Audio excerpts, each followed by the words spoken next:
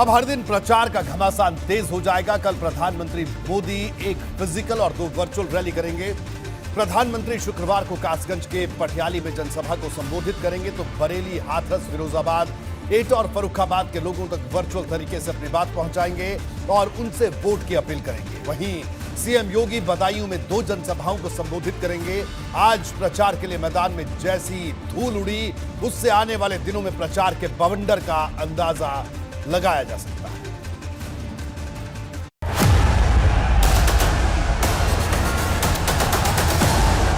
ये दंगों के खेल फिर से आने नहीं देना है ना। समाजवादी पार्टी राष्ट्रीय लोकदल जिंदाबाद। भारतीय जनता पार्टी का हमेशा हमेशा के लिए दरवाजा बंद कर देंगे। कहने की जरूरत भी नहीं कि मैदान जंग में साम, दाम, दंड, खेल सब कुछ जायज होता है। अगर इसे और करीब से समझना है तो यूपी में दूसरे दौर के चुनाव के तूफानी प्रचार का ये अंदाज देखना काफी है। जब मुस्लिम बेटियां एक 2 मिनट के अपने वीडियो डालने लगी, भाजपा की सरकार की तारीफ करने लगी, सदियों के बाद इतना बड़ा सम्मान मिला, इसके लिए गौरव गान करने लगी, तो जो कुछ वोटों के ठेकेदार होते हैं उनकी नींद हराम हो गई। वो बेचैन हो गए। अरे हमारी ही बेटी मोदी मोदी करने लग गई। उनके पेट में दर्द होने लगा। मुजफ्फरनगर में जो हुआ वो तो कलंक था ही। यहां सहारनपुर में जो कुछ हुआ था वो भी खौफनाक था कि नहीं था? याद है कि नहीं है? यूपी के इस विधानसभा चुनाव के प्रचार में ये प्रधानमंत्री मोदी की पहली ऐसी रैली थी जिसमें वो खुद जनता के बीच पहुंचे थे। प्रधानमंत्री मोदी ने इसमें विरोधियों पर हमले की सारी कसर पूरी कर ली। उनके चुभते हुए हमलों के इस तेवर से इसे समझा जा सकता है। ये जो आप चाहते हैं, इसके लिए योगी जी काम कर रहे हैं, तो कहते हैं देखो योगी जी ने उसको जेल में डाल दिया, उसको जेल में डाल दिया, तो क्या उसको महल में भेजे क्या? क्या उसको महल में भेजे क्या?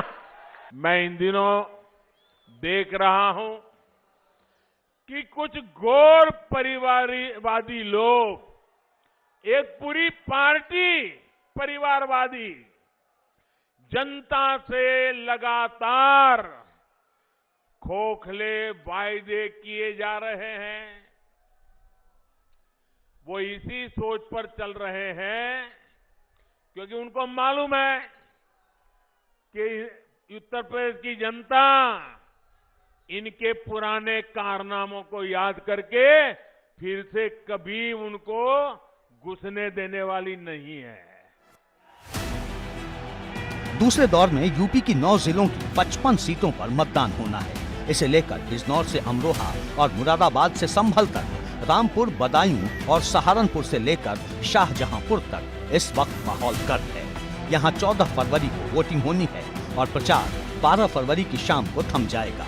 इसलिए अगले 2 दिनों तक मैदान में जबरदस्त घमासान दिखेगा, लेकिन गुरुवार को भी माहौल गर्म रहा। कोई भूला नहीं होगा मुजफ्फरनगर का दंगा, सहारनपुर का सिख विरोधी दंगा, और कोई व्यक्ति कैराना और कांधला को पश्चिमी उत्तर प्रदेश में कभी भूल नहीं सकता। ये वही क्षेत्र है जहां पर कभी व्यापारी प्लान करता था। और भारतीय जनता पार्टी को अपने पुराने संकल्प पत्र के लिए कम से कम 2 मिनट का मौन रखना चाहिए।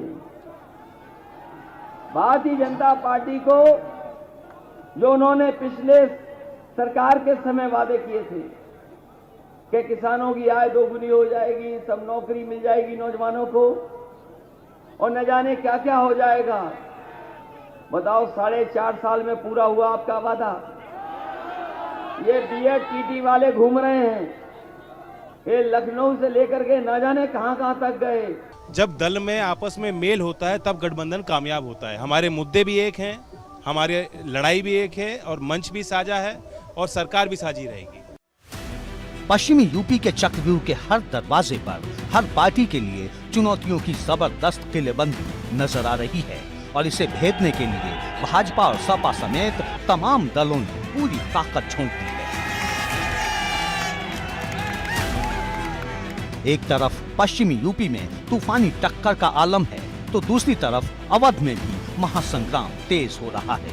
भाजपा के राष्ट्रीय अध्यक्ष जेपी नड्डा ने हरदोई में विरोधी दलों को सीधी चुनौती दी। इंडियन नेशनल कांग्रेस, भारतीय राष्ट्रीय कांग्रेस, यह भी भारतीय भी नहीं रह गई और राष्ट्रीय भी नहीं रह गई। यह भी कुछ स्टेटों में सीमित हो गई है, यह भी राष्ट्रीय नहीं रह गई और ये भी भाई बहन की पार्टी हो गई। बाकी तो डबली बजाए जिसको बजाना है। दूसरे दौर की लड़ाई जिस रफ्तार से आगे बढ़ रही है उससे साफ लग रहा है कि ये चुनाव बाकी के तमाम विधानसभा चुनाव से अलग होने वाला है। एबीपी गंगा के लिए ब्यूरो रिपोर्ट।